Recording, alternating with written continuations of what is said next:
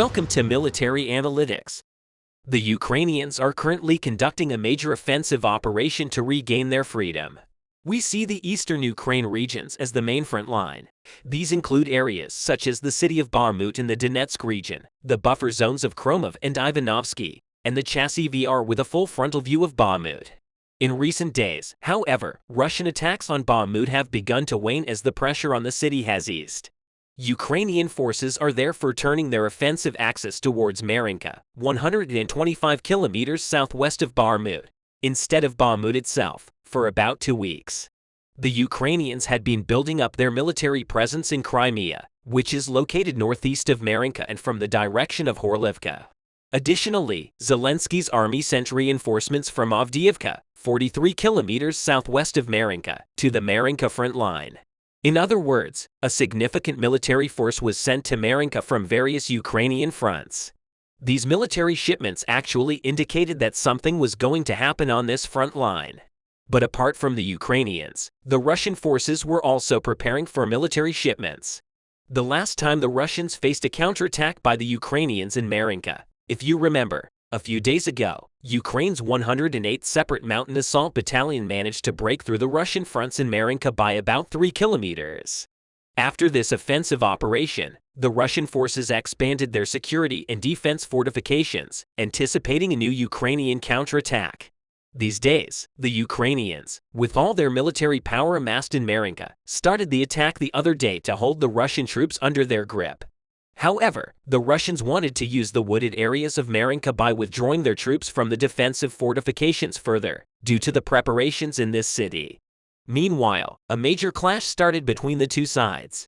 The clash between the Ukrainian and Russian troops started very close to the woodland of Marinka. Ukrainian troops had much more ammunition and reinforcements than the Russians in terms of military resources. The Russians made a momentary mistake and responded with an attack on the Ukrainian forces, which had been building up in Marinka for 2 weeks. But here were the 150th Motor Division and the 5th Motor Brigade of the Ukrainian Army. These special units of Ukraine managed to repel a total of 12 attacks by the Russians, albeit unsuccessfully. The Russian troops began to retreat towards the Marinka woodland, but Ukrainian special forces and reinforcement assault groups managed to find a gap in the front line. If you remember, in the salt mines area of Solder, the Ukrainians managed to get in front of the Russians by using their underground tunnels. Ukrainian forces used a similar tactic at Marinka. The 150th Motor Division and the 5th Motor Brigade advanced towards the Russian trenches using the underground tunnels in the settlements of Marinka. The Ukrainian forces, who managed to find their way in the darkness of the tunnel, reached the back of the trenches that the Russians had set up in the city. While the Russian troops were waiting for the Ukrainians right in front of them, they were startled by the sounds of fire from their rear. The Ukrainians had already begun firing bullets. The 150th Motorized Division and the 5th Motorized Brigade, along with additional reinforcement military groups, also rained bullets on the Russian trenches as the ground attacks continued. The Ukrainian Air Force in Marinka also began to bombard the Russian trenches. The Ukrainians' attempt to attack from both the air and the ground was a serious show of strength. The Russians, on the other hand, were confused about what to do in the face of attacks from both directions and tried to take a defensive position. It is claimed that the Russian troops suffered serious losses during the clashes that took place here. Unconfirmed reports suggest that hundreds of Russian soldiers were killed or wounded, as we mentioned earlier in the previous offensive operation by Ukraine's 108th Separate Mountain Assault Battalion, succeeded in breaking through the Russian trenches in Marinka. Now, thanks to the historic offensive carried out jointly by Ukraine's 150th Motor Division and 5th Motor Brigade, the Russian trenches have been pushed further back. Ukrainian forces continued to send extra troops from the central city of Donetsk to solidify their victory there. Russia is in a serious stalemate here. If the Ukrainian operations continue in this way, this may be the front line the Russians should focus on the most since the beginning of the war. After Bakhmut, even the top military generals of Russia's leader Vladimir Putin, who are on critical missions in the war, seem to find it very difficult to get out of this situation. One of the reasons for this is that Russian troops lost a significant amount of artillery in the Donetsk and Luhansk regions. In fact, this was the main reason why the Russians could not respond to the Ukrainian attacks in Marinka.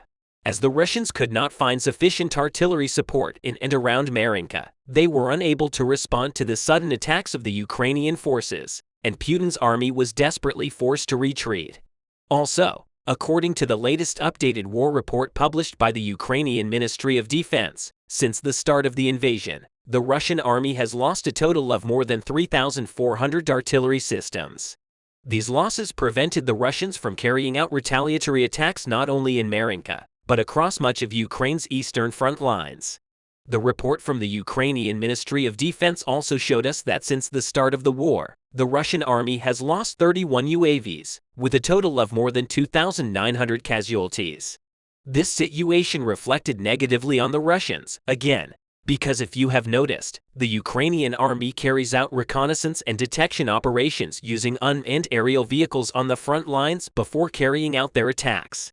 This is one of the secrets of their success. After these reconnaissance and detection operations, the Ukrainians can clearly identify the Russian military resources and determine their operations accordingly. But considering the Russian drone losses, such a chance is not possible for Putin's army.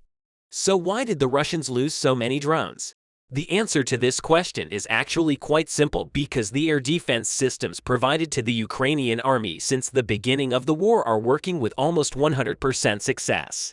US-made Patriot defense systems have now been added to air defense systems such as NASAMS, Kratal, and IRIS-T. Therefore, the skies of Ukraine are much safer. But everything is not limited to the Russians' unsuccessful offensive operations and the loss of their military equipment. In addition, the Ukrainians are capitalizing on the difficult situation in which the Russian troops have fallen due to their military losses and are shaping their operations with this in mind. In this, the top generals of the Ukrainian army play a key role. The Russians, on the other hand, resort to many non-war methods from disinformation to halt or slow down their Ukrainian advance. For example, the Russian army has not consistently provided its own data on casualties since the beginning of the war. The successful operation by the Ukrainian army on the terrain dealt a severe blow to the remaining Russian ammunition. Thanks to this successful move, the Ukrainian army took a crucial step forward in Bakhmut, causing the Russian army to start retreating from the area. Putin lost his last advantage and was left at a loss, wondering what to do. In the final days of the Russian-Ukrainian war, the Ukrainian army took a significant stride. Instead of expelling the Russians through direct confrontation, they activated their intelligence network and infiltrated a structure within the Russian army. This allowed them to instantly identify the location of convoys and trains supplying ammunition to the Russian army. It was marked as a major success for the Ukrainian army. The Russian army was struggling and retreating against Ukraine, which turned everything in favor of Ukraine. With each retreat, the Russians left behind ammunition and supplies, resulting in a significant shortage for their own army. The Ukrainian army capitalized on this by conducting successful ambushes, forcing the Russian army to assume a defensive posture in every region. Following this major development, the Ukrainian army received intelligence that the Russians were sending a massive train of ammunition and supplies to Bakhmut. This intelligence served as the foundation for Ukraine's most successful operation yet. The Ukrainian army began identifying the railroad tracks near Bakhmut and discovered that only one railroad ran from Belgorod, where the ammunition and supplies were stored, to Bakhmut. Acting swiftly, the Ukrainian soldiers prepared armor-piercing materials, including rockets and heavy explosives. They positioned themselves at a critical point along the train route, anticipating the train's arrival at a turn intersection. The Ukrainian army mobilized its best men and top-quality equipment for this mission to completely tilt the struggle in Bakhmut in Ukraine's favor. Thanks to Ukrainian agents within the Russian army, who provided information about the train's movement, the Ukrainian army patiently waited at the area where they had laid the explosives. They took their positions behind the reconnaissance troops, who confirmed the train was approaching slowly. Once the train arrived, the Ukrainian army detonated the railroad tracks from the second car, causing the train to split into two groups and shatter its resistance. Simultaneously, Ukrainian soldiers launched an attack from a nearby hillside using rocket launchers, targeting the first carriage of the train. The train derailed, followed by the rest of the cars. The Russian soldiers, shocked by the sudden turn of events, attempted to evacuate the train. The Ukrainian soldiers, having the upper hand, engaged in clashes with the Russians in the area. The Russians, taken by surprise, moved towards Ukraine without expecting to face such a large number of adversaries. At this point, the Ukrainian army delivered a decisive blow, prompting all the Russians in the area to flee. A Ukrainian soldier with a rocket launcher, positioned on the hillside and using binoculars, identified the wagon carrying the explosives and fired a rocket-propelled grenade launcher at it. The explosion caught the Russian soldiers off guard, giving the Ukrainian army a significant advantage. The loud noise from the explosion also deterred the Russian army from approaching for assistance. The Ukrainian soldiers employed jammers to disrupt the Russian army's communication. With limited strength and ammunition, many Russian soldiers surrendered to the Ukrainian army, further exacerbating the Russian army's disadvantage. However, the real problem for the Russian army was far more significant. While they were barely holding the front line in Bakhmut, the situation turned entirely in Ukraine's favor when the expected ammunition failed to arrive. Consequently, the Ukrainian army launched a massive offensive. Having obtained information from captured Russian soldiers about the Russian front line's difficulties, even a small Ukrainian team dispatched to the area could easily break through. The Ukrainian army swiftly mobilized and initiated a small-scale attack, causing the Russian front line to crumble completely. The Ukrainian army seized the remaining scarce ammunition, once again demonstrating their dominance to the world. Yet, a more significant problem awaited the Russian army. The Wagner mercenary group on the front line was on the brink of rebellion. Putin, who was unaware of the situation, learned about the severity of the crisis through statements made by Prigozhin, the CEO of the Wagner Group. Prigozhin's words caused confusion worldwide. Yevgeny Prigozhin had always been one of Putin's closest associates. However, in the final days of the war, realizing that they couldn't make any headway against Ukraine, he began openly opposing Putin. Prigozhin revealed that the troubles within the Russian army were affecting other minority groups and Wagner soldiers, shedding light on the dire state of the war. He stated that they were facing an ammunition shortage of approximately 70% and warned that they would completely withdraw from the region if things continued this way. This news had a significant impact globally, revealing the endless stalemates and internal difficulties plaguing the Russian army. If the situation persists, it's only a matter of time before Putin encounters even more significant problems. Greater sanctions against Russia are expected, imposed by Prigozhin, which could escalate the crisis within the army to a whole new level. Analysts' comments on the situation have stunned the world. They assert that the Ukrainian army has been making substantial advancements in recent days. The main reason behind this is that the Ukrainian army is now targeting more strategic points, systematically dismantling everything that could shelter the Russians in the region. Ukraine is expected to possess the capabilities to end the war within a short period of time, while Russia lacks any viable solutions. This absence of resources and options can only lead to further deterioration. As the Ukrainian army progresses more easily, young individuals who could have been soldiers for Russia are fleeing the region, turning the tide against Russia. As the situation continues, Russia faces increasing despair, and its political order will soon crumble. It's crucial to recognize that Ukraine has a vast territory that it can easily seize due to the worsening political situation in Russia. Putin is aware of this and is striving to secure his own position first. If successful, Ukrainian soldiers, who were once uncertain about their chances, can now achieve success in many areas. If these victories are accomplished, Putin's resignation will become a necessity, not an option. The crew of the Russian Navy ship, which set out to anchor in the Bosphorus due to Turkey's neutral policy, faced an unexpected attack in the past weeks.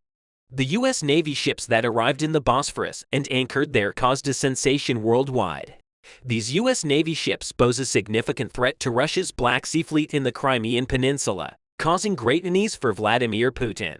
Russian leader Vladimir Putin addressed Turkish President Erdogan, reminding him once again that U.S. Navy ships do not have the right to pass through the Bosphorus Strait. He emphasized that it is a legal offense for these ships to enter the Black Sea via the Bosphorus Strait. Concerned about the U.S. Navy ships' movements in the Black Sea, Putin dispatched Russian Navy ships from the Crimean port of Sevastopol to the Black Sea offshore, positioning them in a state of readiness. However, the U.S. Navy ships never crossed the Bosphorus or moved towards the Black Sea. Months after this incident, Russian leader Vladimir Putin sent a Russian Navy ship towards the Bosphorus within Turkey's maritime borders to send a message to the United States. Putin aimed to demonstrate to NATO member states that he maintained close relations with Turkey following Turkish President Erdogan's election victory, and he wanted to show the world that the Russian Navy ship could move freely in the Bosphorus. However, there was one thing Putin overlooked. While Turkey does not pose a threat to Russian Navy ships, the Ukrainian Navy ships on the Black Sea coast were completely forgotten, as we know. Turkey had previously given 4 Navy ships to Ukraine, but these ships were unable to leave the harbor due to Russia's threatening actions in the Black Sea. The Ukrainian government decided to keep these Navy ships away from the Black Sea for a while to ensure their safety. However, upon hearing the news of the Russian Navy ship entering Turkish waters, the Ukrainian government mobilized the Navy ships deployed off the Black Sea. Unaware of the situation, the Russian Navy ship and crew sailed towards the Bosphorus to anchor. As the Russian Navy ship approached the Bosphorus, 3 Navy ships flying the Ukrainian flag began to approach it. Initially, the Russian crew believed these ships belonged to Turkey and did not perceive them as a threat.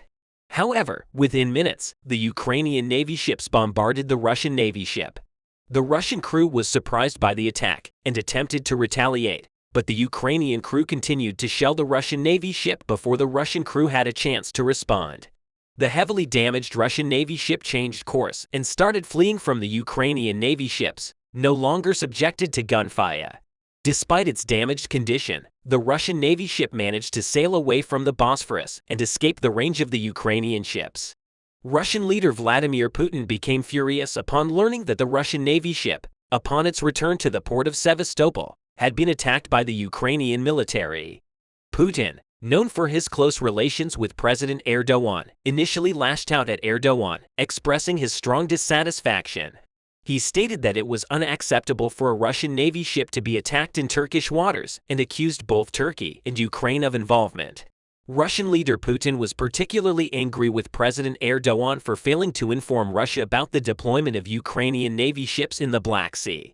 Russian Defense Minister Sergei Shoigu demanded the immediate removal of the Ukrainian Navy ships from Turkey's maritime borders, as Russia would consider them targets as soon as they entered international waters. The Russian government pledged to do everything in its power to destroy these Navy ships. The destruction of another Russian Navy ship has sparked significant global attention, as it has been since the beginning of the war. The Ukrainian army has conducted numerous operations against Russian Navy ships, primarily using unmanned fighter jets or long-range missile systems.